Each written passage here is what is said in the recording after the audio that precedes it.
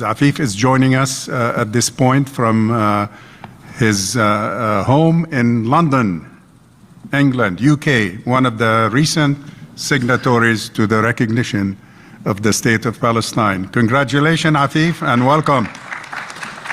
Thank you, Khalid. Khalid, it's a privilege to appear on a panel with dear friends, and I'm so happy to see George Salim with us this morning. Khalid, during my 3 years in Washington, between 2005 2008, and on the lecturing circuit, I kept repeating that the Nakba is not an event that happened in a frozen moment between 47 and 49, but it is an ongoing process. And today our society is facing genocide in Gaza and a politicide, meaning the strangulation of our Palestinian Authority in the West Bank. Yes, I believe that today our society is wounded, our society is bleeding, yet we are undefeated, untamed, and undomesticated. Khalid, there is a concept in international relations which never really took off the ground and never became as fashionable as it was predicted. And the concept is global tribes. I believe that the Jews are a global tribe, obviously. The Armenians are a global tribe, the Chinese a global tribe, and today we, the Palestinians, who became the Jews of the Israelis, we are a global tribe. And what is important is that in the last few years, we have witnessed an awakening or a reawakening of our global tribe. From Scandinavia to Pennsylvania to California to Australia, Palestinian communities have really risen and are shouldering their responsibilities towards the national cause. And I personally believe, Khalil, that our Palestinian American community is superbly well equipped, politically, intellectually, numerically, and financially, to take the lead of that global tribe. Now, I personally believe that Netanyahu is the first person to have become aware recently that there is no military victory, no military solution to the Israeli-Palestinian problem. He is now facing the United Nations with a silly speech full of platitudes, with almost nobody in the General Assembly to applaud him, the way he grew accustomed in the American Capitol on Capitol Hill. But I personally believe that today there is no military solution. It will be political and diplomatic. Two avenues for the birth of a Palestinian state recognized globally. The first avenue is if there is a massive change in Israeli public opinion. The second is a change of American foreign policy in the Middle East. I personally believe that, unfortunately, Israeli public opinion has been fanatized and radicalized beyond reversibility in the predictable future. What is acceptable to the Israelis is not acceptable to us Palestinians, and what is acceptable to us Palestinians is not acceptable to the Israelis. So I believe our future path should be how to change American foreign policy in the Middle East. And I personally believe that the battle for Washington is winnable, and you will be the artisans and the architects of that change. Now, America is a fascinating society. It's a nation of nations where every country, every continent, every culture is represented within your ranks. And we Palestinians are known to love our country of adoption as much as we love our country of origin.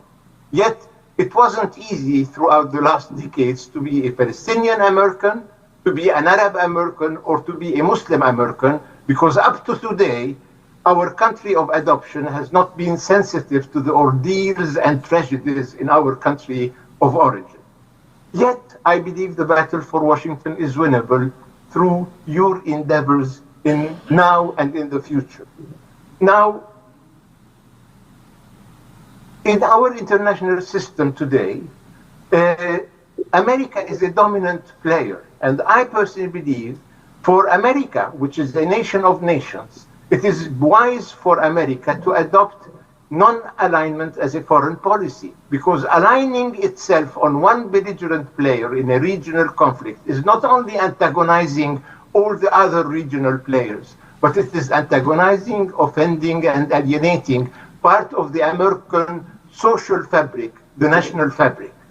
And I personally believe change is on its way to come. And as you all know, support on Capitol Hill among those useful idiots, to use a word of Netanyahu, the number of useful idiots is shrinking, and Netanyahu will be aware of that very soon. The changing factors in America that are promising are the following. One, change in public opinion. And a recent opinion poll tells us that 60% of American society is in favor of American recognition of Palestinian statehood. All opinions poll shows us that there is a massive change within the supporters of the Democratic Party, not only among the youth, but all throughout the generations. The American Jewish community is increasingly uncomfortable with Israeli misbehavior. Jews in America grew accustomed to be always at the forefront of civil rights movements, etc. And for the last 50 years, they have been reduced in defensible.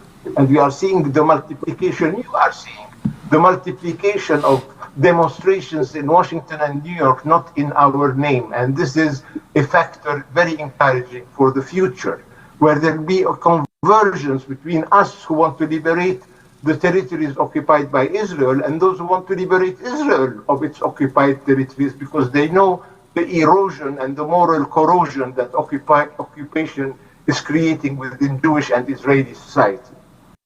Now, I personally believe that our message to Jewish communities is the following.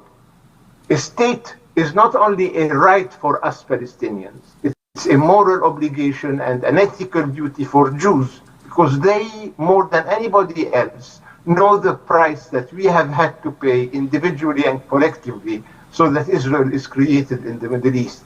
And I believe many are becoming aware that it's a duty for Jews and Israelis to help in the birth of the Palestinian state. Now,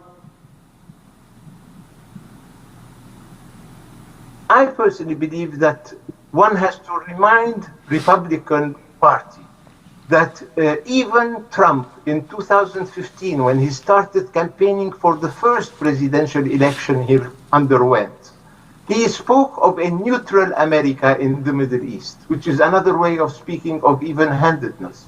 It's unfortunate that he was beginning to win certain primaries, even with the position he was then adopting of a neutral America in the Middle East, until he was embraced by the Christian Zionists and some pro-Israeli Jewish oligarchs. It's then that he aligned himself on the Israeli preference.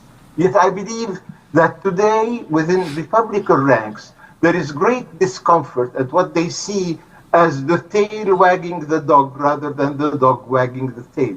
And that often he has had to abandon American national interests in favor of the Israeli preference, yet many are expecting that in the encounter he will have in the coming 24 hours with Netanyahu, Netanyahu would have a difficult moment in this discussion to come.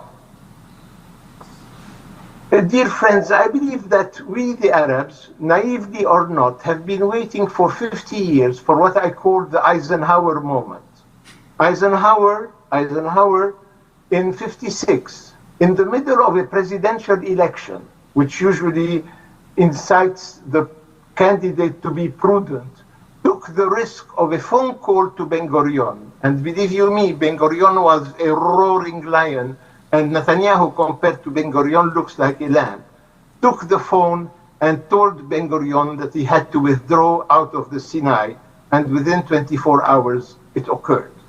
So we, the Arabs, we, the Palestinians, are waiting for the Eisenhower moment, and I believe that President Trump will be well advised to believe that Palestine is the test for American credibility, American respectability, American believability, and American lovability. And I believe he is not insensitive to the argument of lovability. And I believe our battle for Washington is winnable. And I don't believe that you have to wait until the end of the mandate of Mr. Trump. We are impatient. We deserve justice. We need to see the end of occupation. And I believe he should stick to the pledge he took in the meeting with Arab and Muslim leaders that he will deter, dissuade, and compel Netanyahu not to annex the West Bank, but on the contrary, to start preparation for the cessation of the war and the slaughter in Gaza, and thinking of how to relinquish territory in the West Bank that was occupied in 1967. And Khalid, I naively believe that a territory occupied in 67 in 6 days can also be evacuated in 6 days, so that the Israelis can rest on the 7th and we can engage in the fascinating journey of national reconstruction and economic build-up. Thank you, Khalid. Thank you, Afif.